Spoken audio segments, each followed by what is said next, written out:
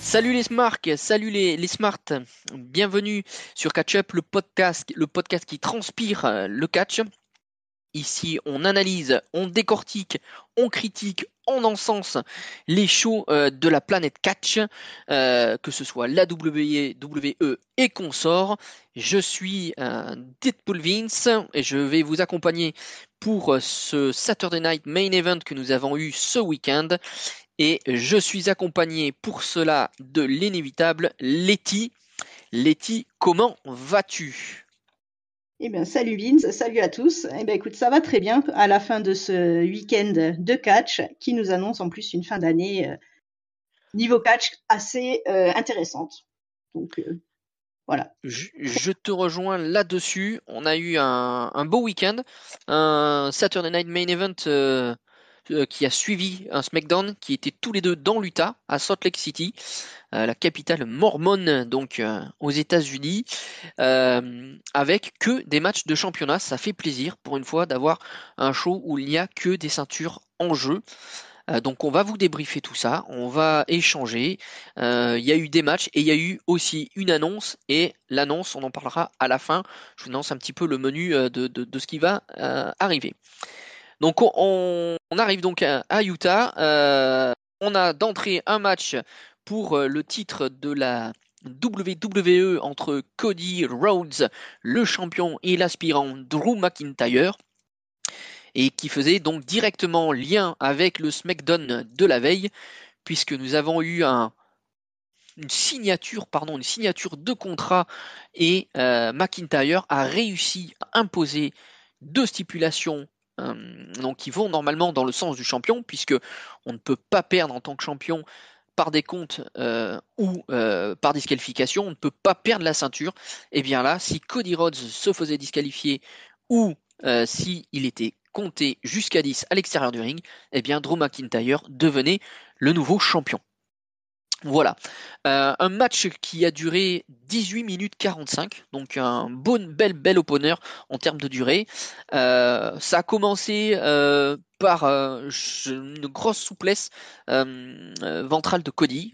On a ensuite eu un McIntyre qui a commencé à jouer avec l'esprit de Cody, avec des décomptes extérieurs, en essayant de le faire venir à l'extérieur pour qu'il soit compté. Du coup, il a projeté une première fois Cody vers l'arbitre qui s'est arrêté juste avant pour essayer d'avoir la disqualification. On a Cody qui après était dans le coin du ring, qui frappait McIntyre. L'arbitre l'a retenu et il a failli frapper encore une fois l'arbitre. Donc vraiment, on jouait sur l'aspect psychologique sur ce match. Bon, après, McIntyre a un peu pris le dessus. On a eu une belle superplex de Rhodes de la troisième corde, qui a enchaîné avec un disaster kick, un Cody Cutter. Ça n'a pas suffi, on était simplement sur le compte de 2. Ça a été au tour de Drew avec un Spinebuster plus un sit-down powerbomb pour le compte de 2. On a ensuite McIntyre qui ramène une première fois le titre, et Cody et l'arbitre le reprennent, le titre, et pendant que Cody retire le titre des mains de McIntyre, eh bien un Claymore sans élan est envoyé, encore une fois, pour simplement 2. On a ensuite un bel échange à l'extérieur où McIntyre, qui avait blessé Cody il y a quelques mois, juste avant WrestlePalooza, en lui faisant un Claymore avec un Cody Rhodes couché contre la table des commentateurs, se lance, c'est contré, il est renvoyé dans le ring, et avant que Cody puisse revenir, eh ben, McIntyre se projette dans les cordes et lui expédie un coup d'épaule, et Cody atterrit et fracasse la table des commentateurs. Donc, eh bien après, on a un premier moment de flottement où Cody, qui revient sur le ring, va partir pour un super Cody Cutter. Eh bien, il a mal au genou, il reste à terre. Donc l'arbitre vient le voir. Et puis finalement, c'est une ruse puisqu'il repart de plus belle et il tente et réussit un super Cody Cutter. Et on est toujours sur, un tombé de 2. On a ensuite un Crossroads qui est contré, et donc on a notre Ref Bump à ce moment-là. Et du coup, eh ben, McIntyre fait un Glasgow Kiss, pardon. Il ramène une nouvelle fois la ceinture qui avait été sortie par l'arbitre. Sauf que, Cody l'accueille et ensuite ils se font un double crossbody. Ils sont à terre tous les deux dans le ring et cette fois-ci c'est Cody Rhodes qui prend le dessus, qui fait un DDT en regardant l'arbitre. Donc sur la tête, avec la tête de Drew McIntyre qui arrive sur la ceinture. Et puis on a donc le Crossroads et donc la victoire de Cody là-dessus au bout de ces 18 minutes 45 d'opener. Letty, ton sentiment sur ce match? Eh ben écoute, gros opener. Je pensais pas qu'ils ouvriraient par ce match, mais c'était plutôt une bonne chose. La frustration qui continue pour notre pauvre Drew McIntyre. Voilà. J'aimerais bien savoir jusqu'où ça va nous emmener, puisque là, je pense que niveau frustration, il a été servi quand même, notre pauvre Drew. Un match effectivement qui était assez psychologique dès le début, puisque Drew dès les annonces, en fait, a demandé à être présenté comme le Real American Dream. Donc tout de suite rentré dans la tête de Cody. Voilà, gros match comme tu l'as très bien décrit, beaucoup de grosses prises, beaucoup de petits coups en douce d'un côté comme de l'autre. On a toujours Cody Rhodes super Cody qui même s'il a mal au genou, il nous fait quand même des belles prises. Voilà, bon, moi j'avoue que j'ai de plus en plus de mal à rentrer et à suivre le personnage de Cody, mais bon, voilà, il assure quand même son rôle. Avec toujours quand même ce petit côté, ça fait 2-3 fois là maintenant qui se lâche un petit peu, enfin qui passe un peu du côté, on va pas dire du côté obscur, mais il passe un petit peu dans l'ombre quand même, voilà, du coup de ceinture. Là, voilà, on voit bien que la prise sur la ceinture était clairement préméditée, hein, enfin voilà, puisqu'il a bien pris, comme tu l'as dit, le temps de regarder l'arbitre pour s'assurer qu'il le voit pas. Donc voilà, je me dis, est-ce qu'on avance vers un potentiel turn de Cody? Beaucoup n'y croient pas. J'avoue que j'y crois pas forcément non plus, mais je me dis que ça pourrait être quelque chose pour faire évoluer un petit peu ce personnage. Voilà. Et Drew, voilà, Drew. Mais quand va-t-il récupérer une ceinture? Il est frustré, je suis frustré, beaucoup de gens sont frustrés. Il serait temps que ça finisse par marcher pour lui. Je suis d'accord avec toi sur l'essentiel de ce que tu viens de dire. Effectivement, on a peut-être la WWE qui joue un peu avec nous, puisque c'est un peu un serpent de mer de dire Cody va passer heel, Cody restera face. Et là, on a quand même deux moments où on peut douter de la sincérité de Cody quand même. La première feinte avec le genou, on a derrière fameux DDT sur la ceinture. Donc quand même, il nous amène des choses, et c'est ça qui est incroyable. Où veulent-ils nous amener? On a Drew McIntyre qui avait tout ce qu'il fallait pour gagner le match, puisque la disqualification, il n'y en avait plus. Le décompte, il n'y en avait plus. Et malgré ça, il a encore fait une boulette, il ramène la ceinture. C'est lui qui en est victime, encore une fois. Hein, il ne peut s'en prendre qu'à lui. Maintenant, est-ce que ça va pas nous amener à un autre match? Parce que je pense que cette opposition a été un petit peu avancée du fait de la blessure de Jacob Fatou, qui était dans la title picture au départ et qui a été blessé, qui est blessé, qui est absent, qui a été agressé. Voilà. Après, effectivement, bien dommage pour Drew, mais je pense qu'on n'a pas fini. Vu le finish, d'en entendre parler, on va avoir, comme le disait notre ami LA Knight, Drew McIntyre, qui va aller se plaindre, et je pense qu'il y aura un troisième match. Je sais pas ce que toi tu en dis. Oui, enfin, ça semblerait logique, on va dire. Bon, ok. Bah écoute, bel opener, et donc on va passer au match suivant, qui est donc le match entre Jade Cargill et Tiffany Stratton, qui a duré 5 minutes et 33 secondes et qui faisait suite au heel turn de Jade. Voilà, là il y a à peu près une semaine et demie sur le SmackDown, donc avant celui de vendredi, où elle attaquait notre amie Tiffy qui venait de remporter un match contre Kiana James et donc elle attaquait Tiffy et tant et si bien qu'elle l'a blessée au genou lors de son attaque et donc Tiffy, malgré le fait qu'elle soit blessée, souhaite absolument ce match. Alors, bien grand lui a pris ou pas, eh bien on va le découvrir. Donc du coup, on a une domination de Jade Cargill tout au long de ces 5 minutes. On a juste un petit passage où effectivement Tiffy arrive à monter sur la troisième corde et à faire un swanton. Mais sinon, grosse domination de Jade avec un bicycle kick d'entrée, des slams au fur et à mesure. On repart à l'extérieur où on tente de la reblesser. Et puis après, à partir du swanton bomb où il y a un compte de 2 simplement, Jade reprend le dessus, part sur un Ace of Storm qui fait que 2 et après, eh bien, elle enchaîne Follow Slam, Sit Down Power Bomb, ça fait encore 2. Elle reprend la pauvre Tiffy sur 2 nouvelles Sit Down Power Bomb, plus son finisher, et là, eh bien, victoire de Jade Cargill, et donc nouvelle championne de SmackDown, Jade Cargill. Qu'est-ce que tu as à nous dire à propos de ce match et de ce changement de titre? Eh bien, un match très très court.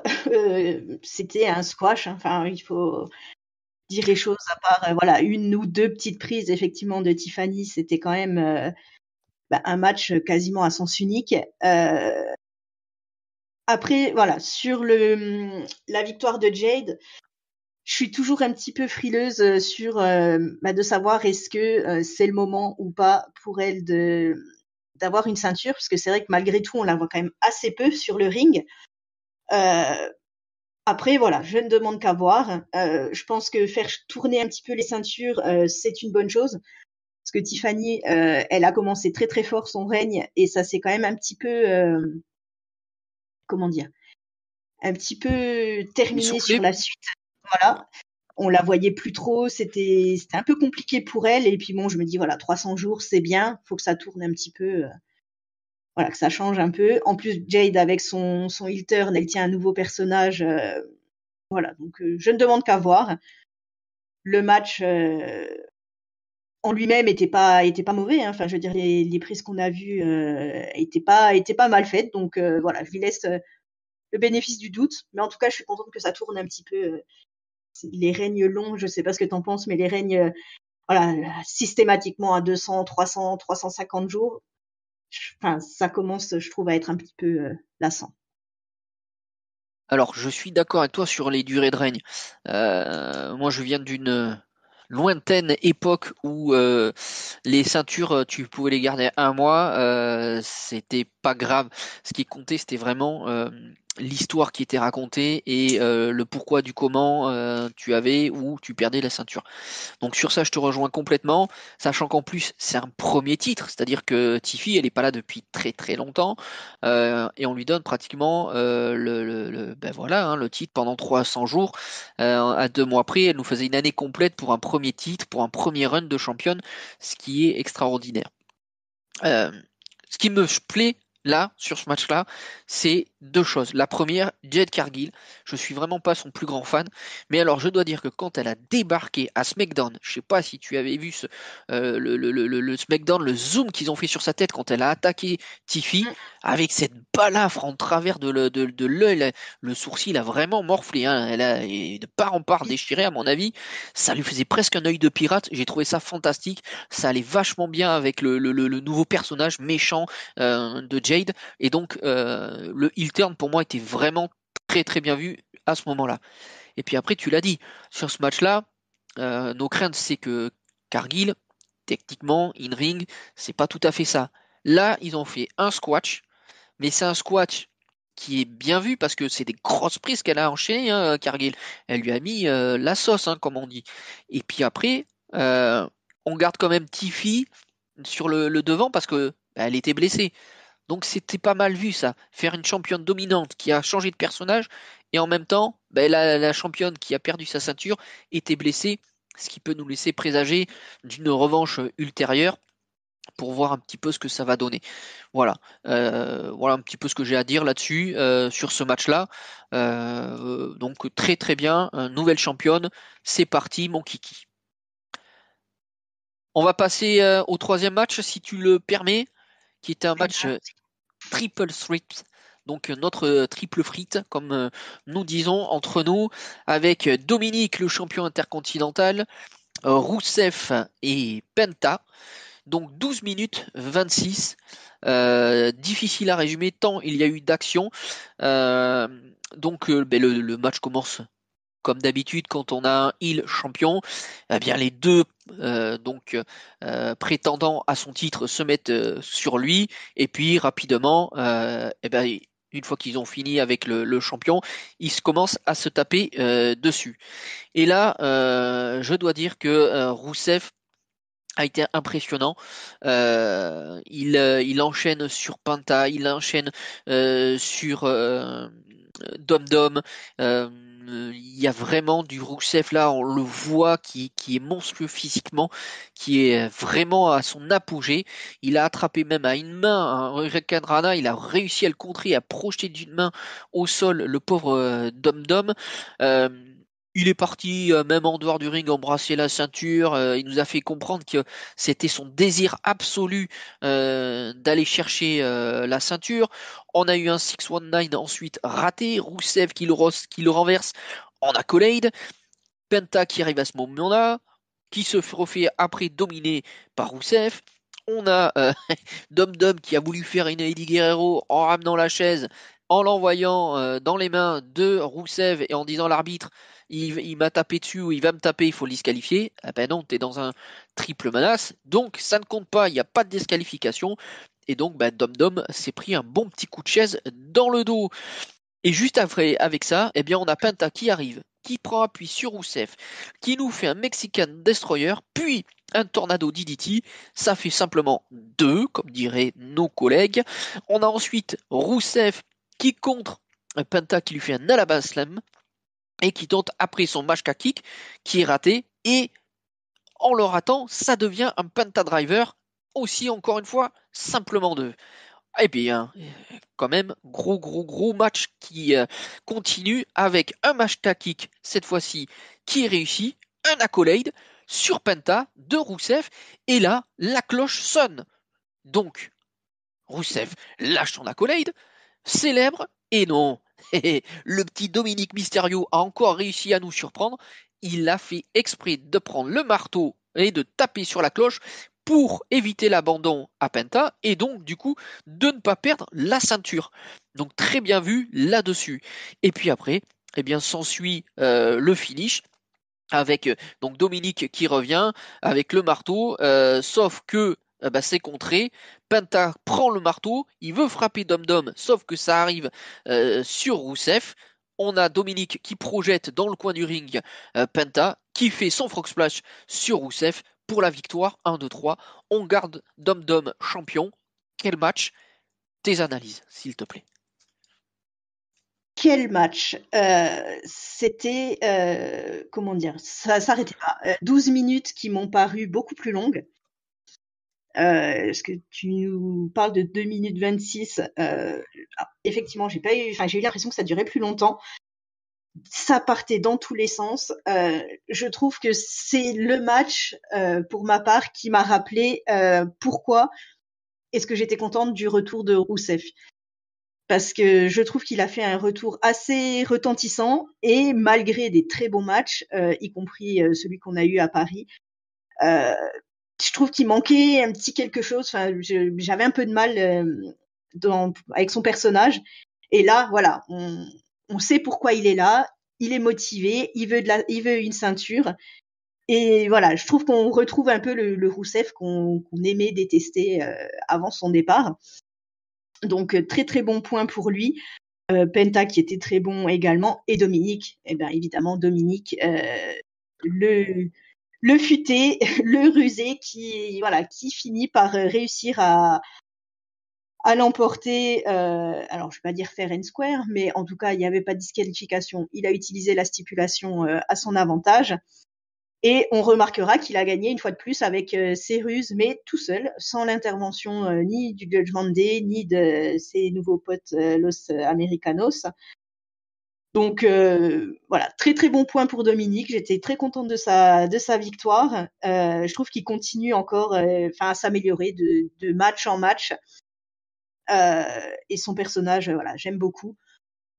Je pense il sera très très bien placé aux awards des catcheurs de l'année. Je pense qu'il mérite une bonne place. Et j'étais très contente de le voir conserver sa ceinture.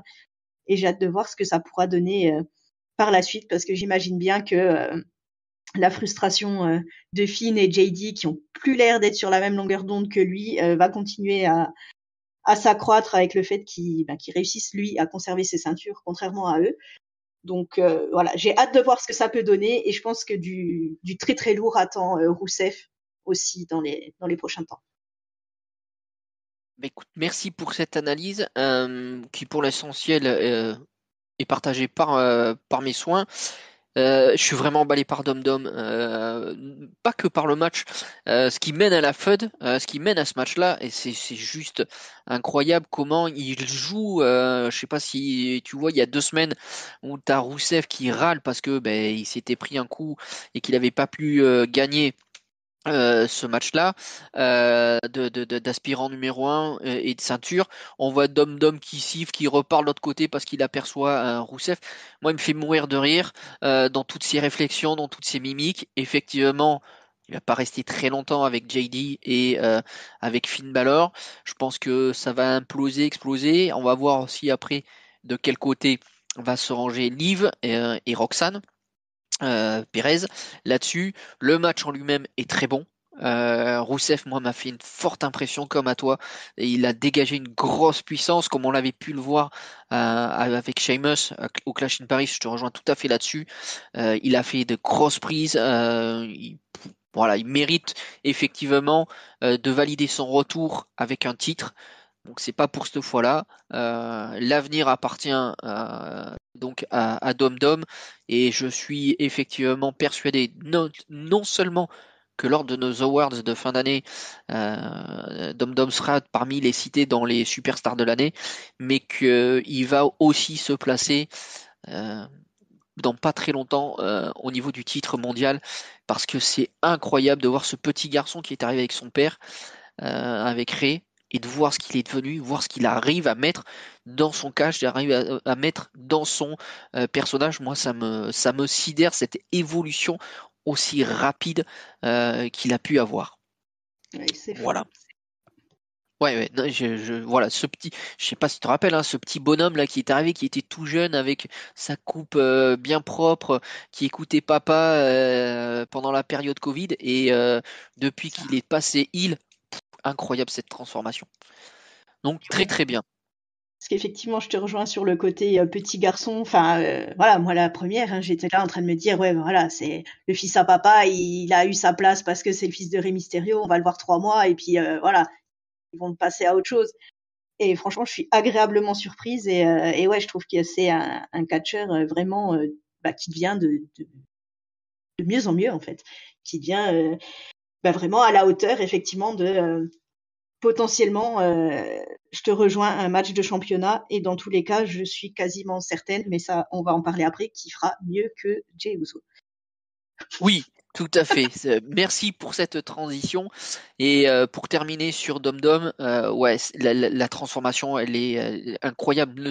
Le physique a changé effectivement, mais tout son in-ring, tout son personnage, qu'est-ce qu'il étoffe, et puis il continue à l'étoffer, je trouve, de semaine en semaine. Donc, comme disent les Américains, sky is the limit pour notre ami Dom Dom. Voilà. Alors, comme je l'ai dit, je vais passer l'annonce qui nous a été faite pour la réserver sur la fin, et on va parler directement du main event, donc qui était pour le World Heavyweight Champion, donc la ceinture de champion à Raw. Main event qui a duré pas loin de 21 minutes, puisqu'on était à 20 minutes 58. Ça opposait CM Punk et Jey Uso. Alors c'est un match qui n'était pas du tout prévu à l'origine, puisque suite donc à notre PLE à Perth en Australie, Crown Jewel, eh bien Rollins avait réussi et était toujours le champion de Raw et en plus champion des champions. Eh bien, il s'est blessé a priori sur le coast-to-coast diving headbutt qu'il a envoyé à Cody. Il s'est détruit l'épaule et donc le Raw qui a suivi Crown Jewel a vu l'implosion de The Vision avec Bron Breakker et Bronson Reed qui ont attaqué lâchement, sauvagement notre ami Rollins, tant et si bien qu'il est absent et qu'il faut un nouveau donc champion puisque le titre est vacant. Voilà. Donc la petite histoire là-dessus. Punk avait gagné, lui, au Raw, son titre d'aspirant, et donc, une fois que a été validé l'absence de Rollins, il y a eu une bataille royale avec un Jey Uso qui a gagné cette bataille royale, mais avec un gros mais, il a pour cela éliminé son propre frère et LA Knight. Donc on a des signes d'un Jey Uso qui s'impatiente, qui veut retrouver le titre et qui devient très très pas à la fois autoritaire mais très égoïste également dans ses choix. Donc sans plus tarder, on va un petit peu débriefer le match. C'est un rythme assez long. Alors la foule est quand même partagée aussi, mais c'est très lent au départ. On a un elbow drop à signaler de Punk, un swinging neck breaker. On a ensuite un Samoan drop de Jay, mais le début de match est vraiment lent jusqu'à ce que, eh bien, un peu venu nulle part, un JTS Go to Sleep de Punk arrive, mais il est trop près des cordes, ce qui permet à Jay de rouler à l'extérieur du ring. J'ai trouvé ça un peu gonflé la suite, puisque Punk, tout Punk qu'il est allé chercher une petite bouteille d'eau pour aller réveiller Jey Uso. Et là, il en fallait pas plus pour que notre ami Jay, eh bien, y reprenne le dessus avec des écrasements au niveau du coin du ring, avec une tentative de JTS qui est contrée, un second JTS du coup, qui est contré. Jay se projette et Spear plus Uso Splash de la troisième corde et ça fait qu'un simplement 2. On a ensuite Punk qui reprend le dessus, qui fait une superplex, toujours 2. On a les cris de la foule quand les deux se mettent à faire un hockey fight, donc ils se frappent à tour de rôle. Et puis on a un JTS qui est lancé, qui est une nouvelle fois raté, un super kick de Jay qui envoie donc Punk à l'extérieur du ring, suivi d'un suicide dive, et ensuite, pendant que Punk reprend ses esprits, on a Jay qui sort du ring et qui lance un gigantesque spear qui casse les barrières, et donc on a un Punk qui est quand même en grosse difficulté. On a encore une fois ramené notre ami Punk dans le ring. On a notre Usos national qui nous fait un splash mais qui est manqué. C'est suivi d'un JTS. Et le JTS, encore une fois, ça finit à 2. Ensuite, on a Punk qui veut en finir, qui tente un pile driver. C'est renversé. Et là, c'est Jey Uso qui nous fait un JTS qui lui-même est contré derrière par un spear de Punk. Et encore une fois, on a un compte de 2. Incroyable ce match, cette fin à rebondissement qui s'ensuit encore avec un JTS où Jay rebondit sur les cordes, un second JTS qui est une nouvelle fois esquivé et transformé en sleeper hold. Et donc là, on a Punk qui, avec toute sa technicité, son in-ring incroyable, arrive à placer un Anaconda Vice pour se sortir de ce sleeper hold. On a Jay qui attrape les cordes. On a Punk qui ramène Jay au centre pour un nouvel Anaconda Vice, sauf que c'est contré avec un petit tombé. Ça finit en 2. S'ensuit 2 super kicks de Jay qui se prépare pour le spear, qui lui-même est contré par un kick de Punk, et c'est sur ça que l'on va finir, puisque Punk va faire 2 GTS d'affilée, et enfin, Punk retrouve la ceinture, et explosion de joie de la salle. Ça fait comme on le disait, 10 ans, 11 ans qu'il était parti. Il avait eu ce mini-règne de 3 minutes à l'issue de SummerSlam. Eh bien, le voici champion du monde. Letty, à toi. Eh ben, enfin, CM Punk champion, je trouve que c'était le meilleur des résultats possibles dans ce match. Sur le match en lui-même, je vais être un peu plus, enfin, comment dire, un peu moins, enfin, je suis moins satisfaite que sur le reste de la carte. J'ai trouvé ce match extrêmement lent, très long à démarrer. J'ai eu beaucoup de mal à rentrer vraiment dans l'histoire. Euh, alors oui, on a ce Jey Uso qui oscille de plus en plus vers le côté heel, qui, comme tu l'as dit, a éliminé Jimmy pour se qualifier, qui essaye de devenir un peu un genre de Roman 2.0. Voilà, je pense qu'il y a tellement d'autres choses à faire plutôt que de repartir là-dessus, en fait. Roman, on l'a eu, voilà, ça a duré longtemps, c'était très bien fait. On n'a pas besoin d'une redite là déjà un an après. En plus, j'ai trouvé Jay assez peu sûr de lui sur certaines prises. Enfin, il y a eu quand même deux trois botches qui étaient un peu moches, clairement. Donc voilà, je suis satisfaite du résultat, mais le match en lui-même m'a pas hyper convaincue. La fin était pas mal, ça s'est accéléré un petit peu, c'était quand même beaucoup mieux, mais j'ai eu beaucoup de mal à rentrer dans ce match en fait. Je te rejoins. Ça a été dur. Le départ est très très très très lent. À partir du moment où ils ont commencé à envoyer les prises de finition, c'était mieux, mais le départ est très très lent.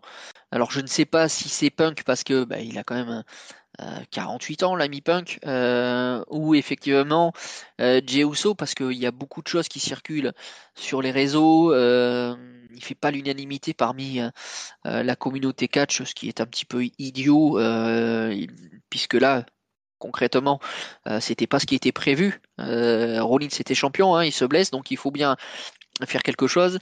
Et voilà, dans la continuité du changement, peut-être un peu d'attitude de Jay, c'était logique que ce soit lui qui soit donc l'aspirant numéro 1. Ça, je pense que c'était la bonne solution. Après, te rejoins dans le sens où je trouve que Jay est peut-être monté trop vite en tant que champion avec le match à WrestleMania contre Gunther où il le bat par abandon. Il n'a pas eu un règne flamboyant. Hein. Je crois qu'il a eu une défense de titre pour ensuite reperdre contre Gunther. Donc effectivement, c'est un peu compliqué. Content pour Punk, puisque ça fait quand même très longtemps qu'il tourne autour de la ceinture. Il faut bien qu'il y ait quelqu'un qui représente un peu le visage d'Euro, et je trouve que c'est pas trop mal. Après, on va pas se mentir, ce n'est que de la transition pour moi, puisqu'on va aller, je pense, vers un Braun Breaker qui va légitimement aller chercher la ceinture dans les mois qui viennent. Ça me semble logique et obligatoire. Et je finirai sur ce que tu as dit, effectivement, entre Jay qui veut faire du Roman Reigns et le Tribal Chef, il n'y en aura qu'un, ça sert à rien de le copier. Et puis, ne serait-ce qu'au niveau stature, au niveau charisme, Jay n'est pas à ce niveau-là, ça sert à rien qu'il tente de reproduire ce que fait Roman. Voilà. Je pense que on est tous d'accord là-dessus. Donc un match un petit peu en deçà des trois autres, mais c'est normal. Il en faut bien un au-dessus, un en dessous. Voilà, qui conclut donc la carte, les matchs de ce Saturday Night Main Event à Utah. Mais comme j'ai promis, comme je vous l'avais dit, on va aussi aborder un sujet qui a été annoncé et donc qui est le dernier match de John Cena, puisque nous avons eu une grande annonce, à savoir bien qu'il va y avoir un tournoi pour que on connaisse, pour qu'il y ait un dernier match. Ce sera également un Saturday Night Main Event en décembre, le 13 pour être précis. Et donc il va y avoir un tournoi à 16 catcheurs Cena a bien précisé deux choses. La première, c'est que c'est pas lui qui choisissait ses adversaires, mais bien ceux qui veulent l'affronter. Et également que les adversaires viendraient de tous les horizons. Donc on a les 3 shows de la WWE, voire 4 si on compte Evolve, mais j'y crois pas trop, euh, ont été mentionnés Raw, SmackDown, NXT et même des catcheurs, donc d'autres fédérations que la WWE. Donc, ça nous présage de quelques semaines à suspense pour savoir qui va être le fameux dernier adversaire. Et donc, qu'est-ce que tu en as pensé, Letty? Quelles sont les pistes peut-être pour toi du potentiel dernier adversaire? Dis-moi tout là-dessus et dis-nous tout même. Eh ben, j'ai trouvé que c'était une annonce qui est qu'on n'attendait pas, qui est je trouve très bien tombée. Je trouve que c'est plutôt une bonne idée de laisser un tournoi décider du prochain adversaire. D'autant plus que là on parle quand même d'un tournoi à 16, donc ça va nous occuper quand même un certain nombre, un certain temps d'antenne. Donc c'est plutôt pas mal. Surtout que voilà, affronter John Cena pour son dernier match, je pense qu'il y en a beaucoup qui dans le vestiaire qui aimeraient bien avoir cette place-là. Et l'annonce surtout d'ouvrir d'autres fédérations que la WWE. On peut s'attendre effectivement à avoir peut-être des personnes, des catcheurs peut-être de la AAA, pourquoi pas, ou peut-être de la TNA, puisqu'ils sont ces deux fédérations sont aussi avec la WWE, ont des accords, donc pourquoi pas. Voilà, je trouve on a beaucoup de possibilités. Pourquoi pas un retour de Gunther, hein, qui au-delà du titre de la ceinture peut peut-être justement chercher un petit peu John Cena. Et après, on a forcément avec l'ouverture, moi j'aimerais beaucoup revoir par exemple Dolph Ziggler, ou on a Lali sur le Discord, d'ailleurs n'oubliez pas de nous rejoindre, qui proposait peut-être Matt Cardona. Je pense que ce serait un bon plan également. Donc voilà, je trouve qu'il y a beaucoup de questions, il y a beaucoup de possibilités. Je pense qu'il y a moyen d'avoir de belles surprises et d'avoir de beaux matchs déjà de qualification pour arriver à ce fameux dernier match de John Cena qui se rapproche de plus en plus. Voilà, il nous reste plus qu'un mois et demi avec John Cena dans le roster. Donc voilà, je pense que on va terminer sur une bonne note, j'espère, entre ce tournoi qui, en plus, tombe à un moment donné où c'est plutôt pas mal, je trouve, pour occuper la fin de cette grosse année de John Cena. Et j'ai hâte de voir qui va réussir à s'emmener sur le haut de ce tournoi. Bien, merci de ce partage, de tes observations avisées. Euh, Moi, je vois trois trucs. Alors, le fait qu'il y ait l'annonce, ça nous permet aussi de patienter parce que il reste, je crois, 4 dates, si je dis pas de bêtises, à John Cena. Il me semble qu'il doit être au Survivor Series, donc il y a déjà quelques dates qui vont être prises là-dessus. Moi, je m'attends à une annonce parce que je l'ai vu, il me semble, Dominique titiller John Cena. Et comme a fait exprès, John Cena n'a pas été encore champion intercontinental. Et donc, ça permettrait à John d'être Grand Slam champion. Donc, je dis qu'il y aura potentiellement une petite affiche Dom-Dom à Survivor Series. La deuxième, où je te rejoins complètement, c'est Gunther, qui justement est passé en image sur les potentiels sur ce tournoi. Voilà. Donc moi j'en fais mon favori à Gunther. Et imagine-toi cette année, champion du monde, il met à la retraite Goldberg et il ferait le dernier match de John Cena. Quelle année pour Gunther aussi, malgré le fait que depuis SummerSlam il soit absent, ça serait une année gigantesque, incroyable. Tu fais les derniers matchs de Goldberg et de John Cena. C'est tout simplement incroyable. Là-dessus. Après, il y a beaucoup de rumeurs qui sont sorties aussi, qui ont enflammé la toile quand John Cena dit d'autres fédérations. Beaucoup ont cru ou croient, et peut-être que je me trompe, hein, il y aura peut-être l'autorisation de la All Elite Wrestling, mais j'y crois pas du tout. On parle beaucoup de Edge également. Alors, c'est effectivement un adversaire légendaire de notre ami John Cena, mais j'y crois pas du tout. Euh, il me semble qu'il est encore lié par contrat à la All Elite Wrestling, et je vois pas Tony Khan euh, laisser partir Edge faire le dernier match de John Cena, ça n'aurait aucun sens. Donc voilà, moi je vois vraiment un Gunther. Très content qu'on ait ce tournoi parce que ça va nous occuper et puis ça permettra de combler les semaines où on n'aura pas John Cena. On continuera d'en parler en fait.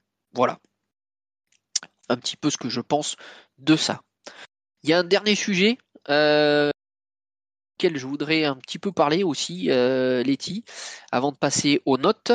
C'est l'annonce et la première vidéo package de WrestleMania qui a fait beaucoup parler, puisque nous avons Triple H, nous avons Cody Rhodes, nous avons Roman Reigns, nous avons CM Punk et nous avons Brock Lesnar.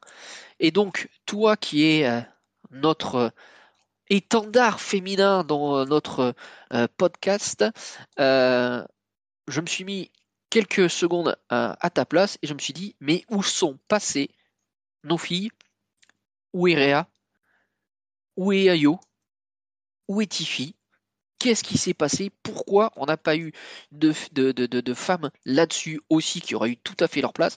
Et toi, qu'est-ce que tu en as pensé de ce manque pour moi cruel de jugeote et incroyable de la part de la WWE? Eh bien, comme je l'ai fait remarquer sur le Discord, effectivement, c'est quelque chose qui m'a quand même un peu étonnée, dans la mesure où voilà, une Rhea, effectivement, une Becky, ou Io, comme tu le dis, auraient eu, je pense, plus que largement leur place dans cette vignette, en fait. Euh, D'autant plus que Brock Lesnar, au-delà voilà, du côté polémique sur lequel on va pas revenir, mais le personnage en lui-même n'est pas là pour l'instant. Donc je trouve que c'est une deuxième erreur de leur part, c'est que intégrer Rhea, par exemple, dans cette vignette, ça semblait évident. Elle est là. Elle est en général plutôt sur le devant de la scène. Enfin, on sait que voilà, si elle se blesse pas plus d'ici là, on sait qu'elle aura certainement un rôle à WrestleMania. Par contre, Lesnar qui est complètement absent, s'il compte vraiment le faire revenir pour WrestleMania, ce qui est pas impossible, hein, mais je trouve qu'ils ont en plus de doter complètement le côté féminin du teaser, c'est que surtout ils ont brûlé une cartouche bêtement en fait. Parce que là, le jour où Lesnar va revenir, on va se dire, ça va peut-être nous étonner sur le coup, mais on va se dire bah oui, mais en même temps il est prévu, donc c'est logique.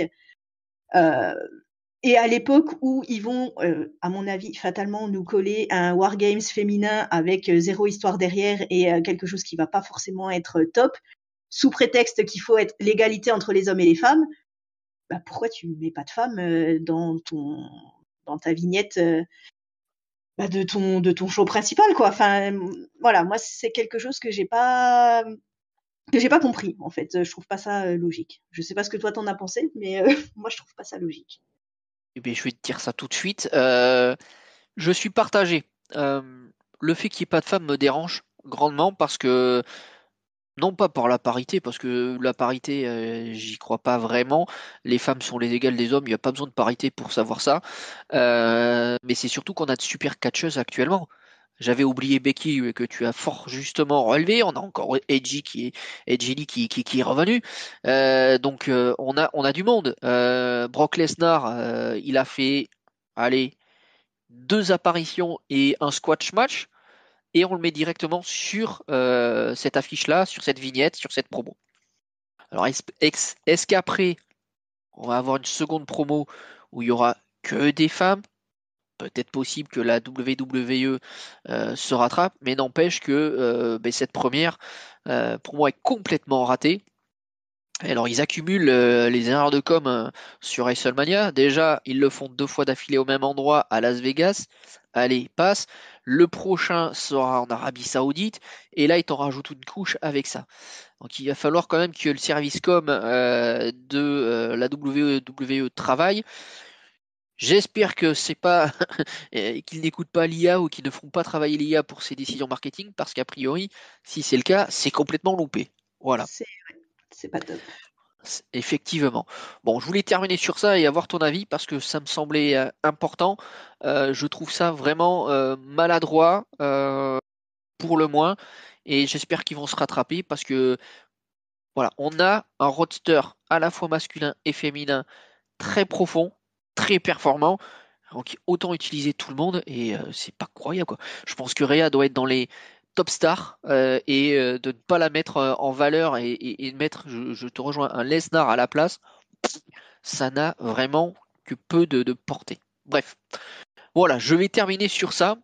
Et avant de terminer tout simplement cette review, je vais te demander, comme d'habitude, eh bien, ton top, ton flop et ta note sur ce petit Saturday Night Main Event de samedi soir.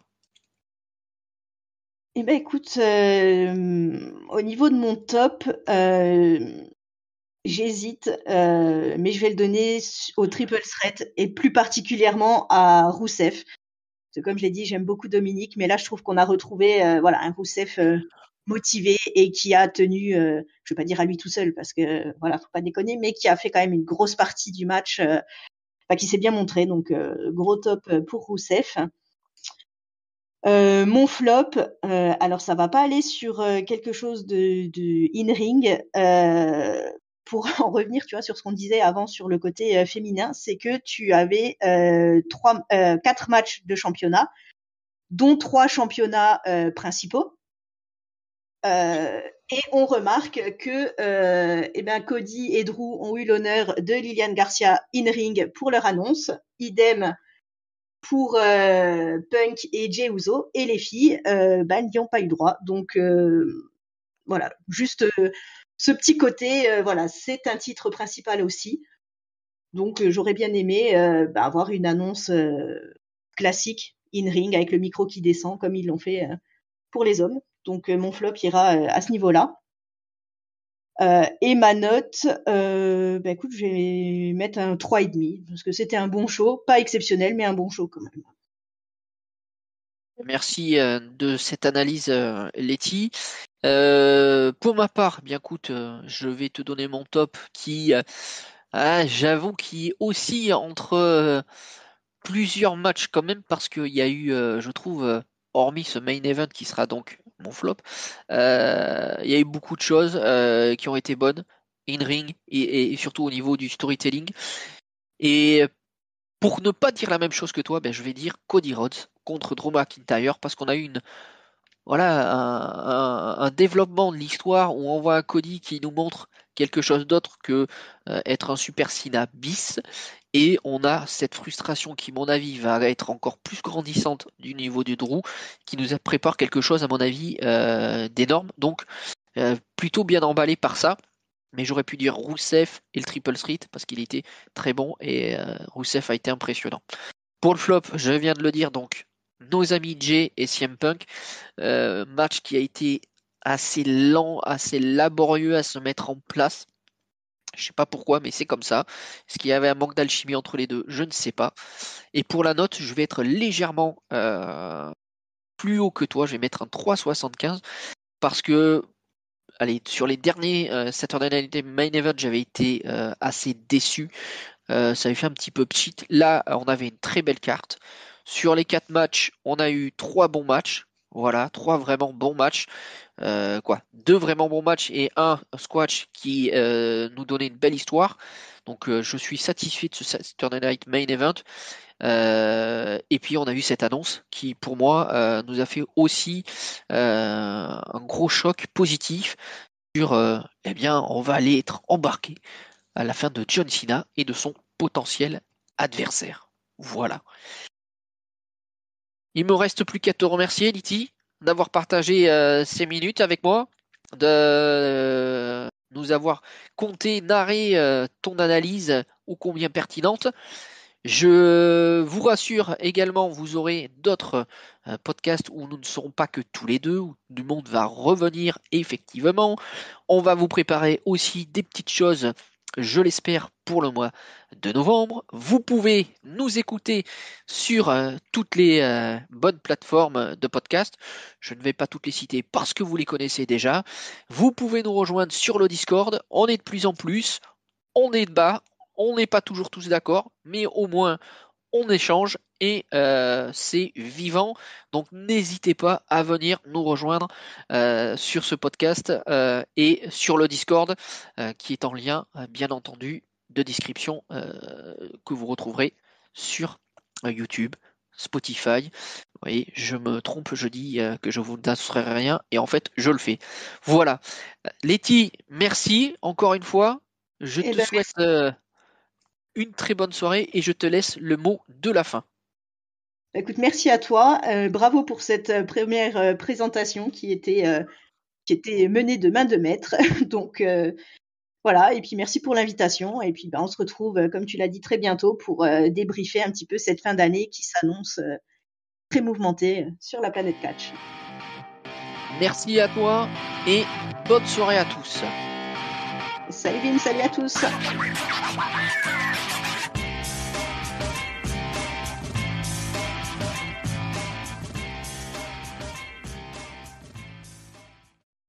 Et donc l'outro, on l'a fait comment? Du coup, j'appuie sur stop recording ou on fait une outro tous les deux?